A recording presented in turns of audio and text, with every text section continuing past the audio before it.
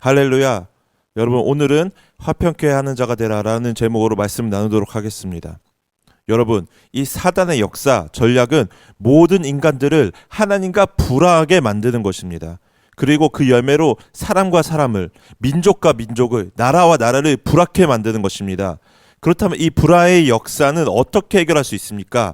요한일서 3장 8절에 하나님의 아들이 이 땅에 나타나신 것은 마귀의 일을 멸하기 위함이라 그랬습니다.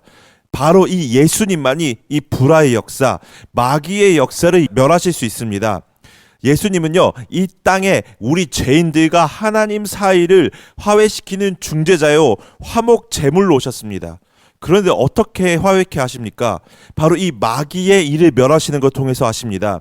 여러분, 이 불화의 역사는요, 단 한 가지입니다. 이 사단에 속한 자들과 하나님께 속한 자들이 관계를 맺는 것, 이것이 불화의 원인입니다. 요한일서 3장 8절에 죄를 짓는 자는 마귀에게 속하나니, 성경은 이렇게 말하고 있습니다.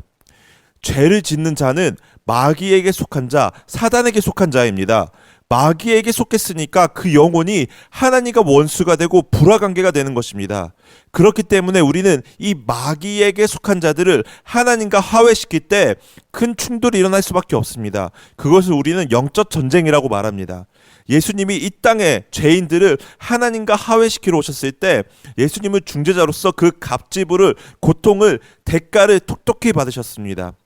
그 대표적인 것이 바로 마귀에게 속한 대제사장과 서기관과 바리새인과 그리고 장로들로부터 원수관계가 된 것입니다. 그들은 늘 예수님을 죽이기 궁리를 했습니다. 대적했습니다. 그뿐만 아니라 심지어는 예수님의 가족들까지도 예수님이 미쳤다고 그러면서 잡으러 다녔습니다. 동생들도 믿지 않았습니다. 이게 예수님은 하나님과 사람의 중재자 역할로 오셨는데 반대 현상이 일어났습니다. 불화의 현상이 일어났습니다. 예수님은 이렇게 말씀하셨습니다. 내가 온 것은 사람이 그 아버지와 딸의 어머니와 며느리가 시어머니와 불화하게 하려 함이니 사람의 원수가 자기 집안 식구니라. 이게 바로 이런 뜻입니다. 예수님을 믿지 않는 가정에서 내가 먼저 예수님을 믿어보십시오. 불화가 일어납니다. 화평이 일어납니까? 그리고 내가 그 가정 안에서 하나님과 화해시키기 위해서 전도해서 교회로 인도해 보십시오. 이제는요, 편이 나눠집니다. 엄마와 딸, 아버지와 아들로 편이 나눠져서 서로 공격합니다. 불화하게 됩니다. 원수관계가 됩니다. 근데 이게 바로 화목 제물입니다. 그러므로 진정한 화평은 예수 그리스도의 능력으로 각 사람 속에 있는 그 악한 세력과 싸워서 이길 때야 진정한 화평이 이루어집니다. 아들과 아버지가, 어머니와 딸이, 시어머니와 며느리가 불화하게 되는 것을 어떻게 없앱니까? 그 불화하게 하는 죄의 세력, 사단의 세력을 그 가족에서 쫓아내버리면 이제 하나가 되어서 화평이 일어납니다.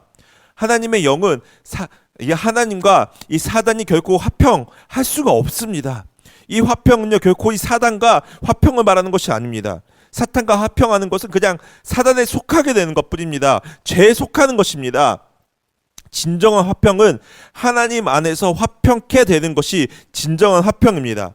그럼 어떻게 하나님 안에서 화평하게 됩니까? 마태복음 12장 28절에 그러나 내가 하나님의 성령을 힘입어 귀신을 쫓아내는 것이면 하나님의 나라가 이미 너희에게 임하였느니라. 사람이 먼저 강한 자를 결박하지 않고서야 어떻게 강한 자의 집에 들어가 그 세간을 강탈하겠느냐. 결박한 후에야 그 집을 강탈하리라. 그랬습니다. 어떻게 하나님과 원수된 이 하나님과의 진노 관계에 있는 내 가족, 내 주위 친척들이 어떻게 하나님과 화평하게 할 수 있습니까? 예수님께서 말씀하셨습니다. 예수님이 자기가 그렇게 한 것을 직접 말씀하신 것입니다. 내가 하나님의 성령으로 하나님과 진노 아래에 있는 그 사람 속에 있는 그 귀신을 쫓아내버리면 그때 하나님의 나라가 임해서 하나님과 화평하게 된다고 말하는 것입니다. 그렇기 때문에 우리가 하나님과 화평, 다른 사람을 하나님과 화평케 하기 위해서는 먼저 하나님과 진노, 원수 관계에 있는 그 사람 속에 있는 강한 것을 먼저 결박해야 합니다. 강한 것은 바로 악한 마귀의 세력입니다. 귀신의 세력, 마귀의 세력입니다.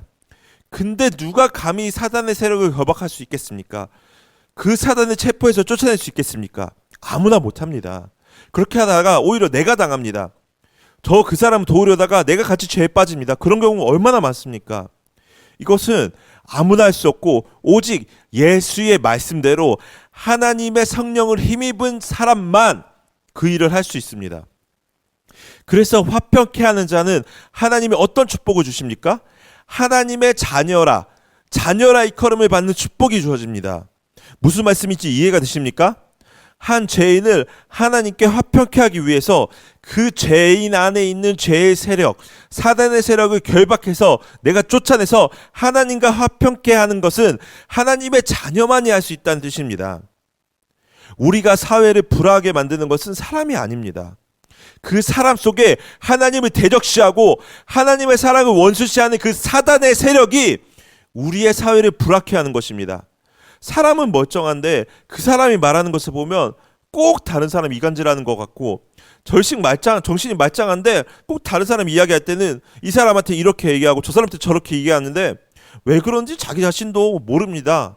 알아차리지도 못합니다. 왜냐하면 그 사람 속에 이 죄의 세력, 사단의 세력이 있기 때문에 그 사람이 이용당하는 것입니다. 그런 사람들을 성령의 능력으로 그 귀신의 세력을 쫓아낼 때야만 하나님과 평화하게 될 수 있습니다. 여러분, 이런 사역을 하는 것이 하나님의 자녀들이 해야 될 사역인 것입니다. 이 말씀을 들을 때 여러분들이 아직도 내가 주위에 화목하지 못하고 섭섭한 관계, 찝찝한 관계, 이 자연스럽지 못한 관계, 아니면 심지어 미워하는 관계, 시기질투하는 관계, 원수가 되어서 외면하고 말도 안 하고 만나지도 않는 그런 가족, 친척, 주위 사람들이 있습니까? 그것은 여러분들이 먼저 하나님과 불화한 관계에 있다는 증거이고 여러분들은 아직 하나님의 자녀가 갖는 이 영적인 능력이 없다는 증거입니다. 패배한 것입니다. 어떤 사람과 늘 막 사람 문제 있는 사람이 있습니다. 막 교회 가면 부딪히는 사람이 있고 저 교회로 또 옮기면 또 부딪히는 사람이 있고 직장 다니다가 또 부딪히는 사람 때문에 또 다른 직장 옮기면 또 부딪히는 사람 생기고 그런 사람들이 있습니다. 그런 사람들은요 계속 누구를 만나도 이 문제를 풀어낼 능력이 없습니다. 그러면 인간관계가 항상 불안합니다. 그런 사람은 어디 가도 불안할 수밖에 없습니다. 그 인생이 불안합니다. 왜입니까? 하나님 앞에 근본적으로 하나님 앞에 불화하기 때문에 사랑과 묶이는 것입니다. 내가 왜 하나님 앞에 정직하지 못하고 청결하지 못하고 하나님과 뭔가 막혀있고 왜 하나님과 불화관계에 있는지 이 근본 원인을 한번 잘 생각해 보시기 바랍니다. 그 문제를 여러분들이 하나님 앞에서 해결하시면 모든 사랑과 묶인 것들이 저절로 다 풀리게 됩니다. 이것을 믿으시기 바랍니다.